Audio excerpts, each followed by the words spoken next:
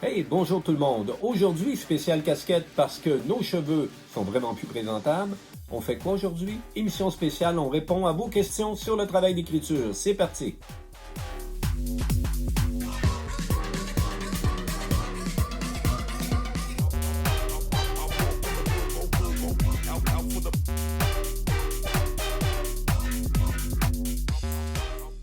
Garantie sans référence au coronavirus.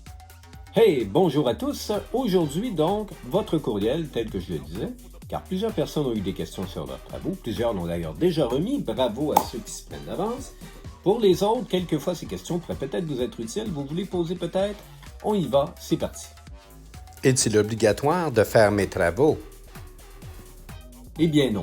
Les travaux ne sont pas obligatoires dans le sens que même si tu ne faisais aucun travail, les notes de tes 2 premières étapes sont ta note de base. Tu ne peux pas avoir une note plus basse que celle-là. Par contre, les travaux faits virtuellement et tout ce qui a été fait là, entre la relâche et le 13 mars, tout ça va rentrer en ligne de compte pour augmenter peut-être ta note. Donc, à quoi ça sert de faire les travaux?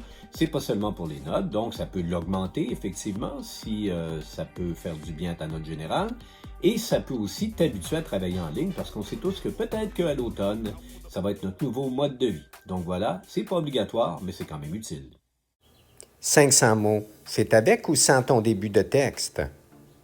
Vous l'avez probablement déjà deviné, eh bien oui, c'est en plus de l'intro que je vous donne. Donc c'est 500 mots en plus. N'oubliez pas aussi que vous corrigez uniquement le premier 300 mots que vous ajoutez et vous m'indiquez quand le 300 mots a été atteint. Donc 500 mots de plus, correction des premiers 300 mots, exactement comme on était habitué lorsque la classe était réelle. Sur Google Docs, je partage avec quel courriel? Alors même si je sais que c'est pas simple, je rappelle que vous pouvez toujours m'écrire à tremblayc@csrs.qc.ca, mais lorsque vous écrivez un document doc et que vous le partagez, c'est une autre adresse. Je m'en excuse, c'est technique, vous vous rappelez, on a eu des problèmes avec ça en classe, donc mon adresse passe ici, christ2018mm@gmail.com.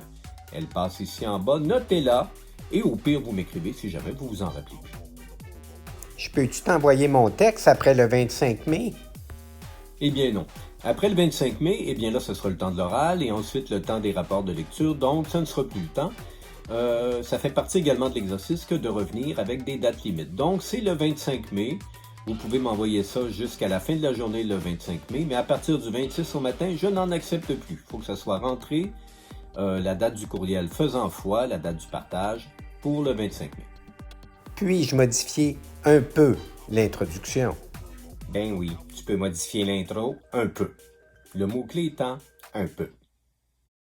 Dis-moi, puis-je changer le titre? Changer le titre? Complètement. Tu mets le titre que tu veux. Moi, ça n'a aucune importance. L'importance, tu le sais, c'est dans le texte. Est-ce que je peux écrire un autre texte à la place? Bon, j'aimerais mieux que tout le monde m'envoie le texte que j'ai demandé avec le petit héros et l'arme, mais si vraiment, ça fait pas ton affaire et que t'aimes mieux m'écrire un autre texte narratif de 500 mots, parce que ça correspond plus à ce que t'aimes faire, bon, écoute, un spécial, on est tout enfermé à la maison, donc oui, tu peux, mais c'est vraiment le dernier choix. Mais si jamais c'est ça ou rien, bien oui, tu peux m'envoyer un autre texte que tu as composé et corrigé, ça va me faire plaisir. Mais qui doit être le héros? Moi ou le personnage? Écoute, ça c'est un peu à ton choix. Donc, le héros, ça peut être le personnage avec son arme qui a été déduit de ta date de naissance. Ça peut aussi être toi, ça peut être les deux. L'important est qu'il y a un problème et qu'un de ces personnages-là soit le personnage clé pour délivrer tout le monde du problème. Donc, au choix. Ça va-tu être noté? Alors oui, ce sera noté, ça va me faire plaisir. Ce sera noté un peu comme tu es habitué, donc avec les 6 parties du code et puis qui compte pour 40% et 60% qui est sur la valeur de ton texte. Alors oui, tu vas avoir une note en pourcentage. Par contre, comme on le sait, les étapes 1 et 2 vont compter de façon numérique, donc en pourcentage. Tu as déjà le résultat d'ailleurs avec ton dernier bulletin. Et l'étape 3, ça va être réussite ou non réussite. Mais évidemment, je vais me fier sur ces chiffres-là. Mais au moins, ça va te faire un beau chiffre en pourcent comme tu les aimes. Voilà. Est-ce que je peux écrire plus de 500 mots? Ben oui, tu peux écrire plus de 500 mots. Comme à l'habitude, ceux et celles, beaucoup celles d'ailleurs, qui aiment même envoyer des textes de 10-15 pages. Écoutez, faites-vous plaisir, vargez à votre force, vous le savez, j'adore ça. Fait que oui, plus de 500 mots, il n'y a jamais eu de maximum et il n'y en a pas plus maintenant. Voilà. Puis-je mettre mon texte en pièce jointe dans un courriel? Effectivement, la pièce jointe fonctionne toujours.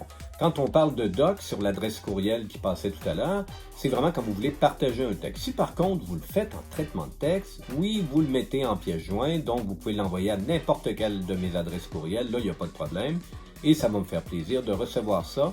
Moi, de toute façon, je les convertis tous en PDF. Alors, quand je vais vous renvoyer votre correction, vous allez voir que tous vos textes ont été convertis en PDF. Donc, oui, ça peut être sur doc, ça peut être sur n'importe quel traitement de texte. Vous pouvez me le mettre en pièce jointe. En lecture, puis-je prendre un roman plus petit, genre 200 pages? Bon, je préférais 250 pages en lecture, mais un peu comme on disait tout à l'heure, si c'est ça ou rien, bien oui, un petit roman de 200 pages, faudrait peut-être pas descendre en bas de ça, afin que vous puissiez m'en parler bientôt lors de notre 3e série là, de travaux. Donc oui, vous pouvez prendre un roman qui est un petit peu plus petit si vous n'êtes pas un grand lecteur ou une grande lectrice et que vous vous dites écoute, ça au moins je sais que je vais pouvoir en venir à bout. Fait que oui, vous pouvez y aller autour de 200, il n'y a pas de problème. Puis-je prendre un roman que je suis en train de lire? Bien absolument, si vous êtes un grand lecteur, une grande lectrice et que vous êtes en train de lire un roman, ne vous en imposez pas un nouveau. Parlez-moi d'un des romans que vous venez de lire. Ça va encore être plus réel, plus naturel, plus vrai. Et vous savez qu'on aime ça. Fait que oui, vous pouvez prendre un roman que vous êtes en train de lire. Et voilà, donc j'espère avoir répondu à plusieurs de vos questions, surtout ceux qui m'en avaient pas posé et qui vont maintenant voir les réponses sans même s'y être attardés. Donc voilà, j'attends dans le courant de la semaine jusqu'à lundi prochain vos textes. Et en attendant notre prochain épisode, je vous laisse sur un petit aperçu, car bientôt on va se parler d'oral. Et sur quoi ferez-vous votre oral? Probablement sur quelque chose de ludique, donc je vous laisse avec une merveilleuse soie mentale minimaliste.